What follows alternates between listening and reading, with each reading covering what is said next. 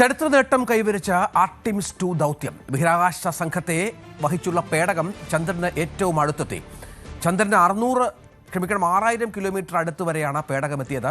ഭൂമിയിൽ നിന്ന് കാണാൻ സാധിക്കാത്ത ചന്ദ്രന്റെ വിദൂര വശത്തെ ചിത്രങ്ങൾ പകർത്തുകയും ചെയ്തു. കഴിഞ്ഞ മണിക്കൂറുകളിൽ സംഘം എന്നുള്ളതാണ് ഏറ്റവും പ്രധാനപ്പെട്ട പ്രത്യേകത. വി വിനോദ് വിവരങ്ങളുമായി ചേരും. വിനോദ്, വലിയ നിമിഷമാണ്, വലിയ ചരിത്രം സൃഷ്ടിച്ചിരിക്കുകയാണ്.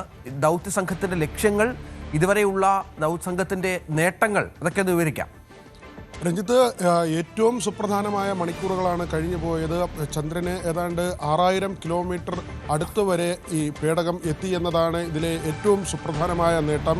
ആർട്ടിമിസ് 2 ഭേദിച്ചത് 1970 അപ്പോളോ 13 രചിച്ച ആ ഒരു ചരിത്രമാണ്. ഇത്രയും അടുത്തേക്ക്, ചന്ദ്രൻ്റെ അടുത്തേക്ക് പോവുക എന്നത് മാത്രമല്ല, 52 വർഷങ്ങൾക്ക് ശേഷമാണ് ചന്ദ്രനെ ചുറ്റി ഒരു സഞ്ചാരമുണ്ടാകുന്നത്.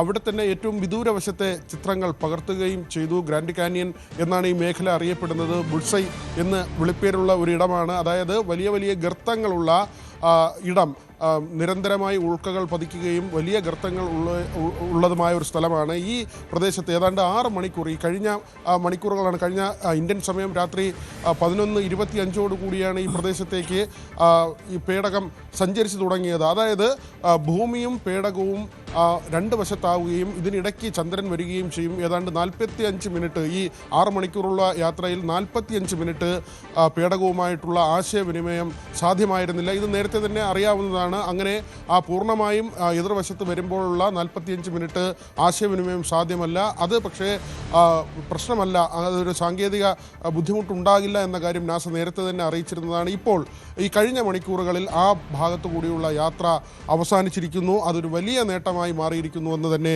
പറയേണ്ടിയിരിക്കുന്നു. ഗ്രാൻഡ് കാനിയനിലെ ചിത്രങ്ങൾ കൂടി സഞ്ചാരികൾ പകർത്തിയിട്ടുണ്ട് എന്നതും വളരെ പ്രധാനപ്പെട്ട കാര്യമാണ്. ഇപ്പോൾ നടക്കുന്ന ഈ ഫ്ലൈ ബൈ എന്ന ഒരു പ്രക്രിയ, അതായത് ചന്ദ്രനെ ഏറ്റവും അടുത്തേക്ക് എത്തുന്ന പ്രക്രിയ, അത് പൂർത്തിയായി ഈ 10-നാണ് തിരികെ പേടകം എത്തുന്നത്. പേടകം തിരികെ കടലിലിറങ്ങും എന്നത് തന്നെയാണ് നേരത്തെ നിശ്ചയിച്ച പ്രകാരം. ഏപ്രിൽ 10-ന് പസഫിക് സമുദ്രത്തിലാണ് ഈ പേടകം ഇറങ്ങുക. അവിടെ ശരി വിനോദ്, വിശദാംശങ്ങൾ പങ്കുവച്ചതിന്. കൂടുതൽ വാർത്തകൾക്ക് News 18 Keralam YouTube channel subscribe ചെയ്യുക.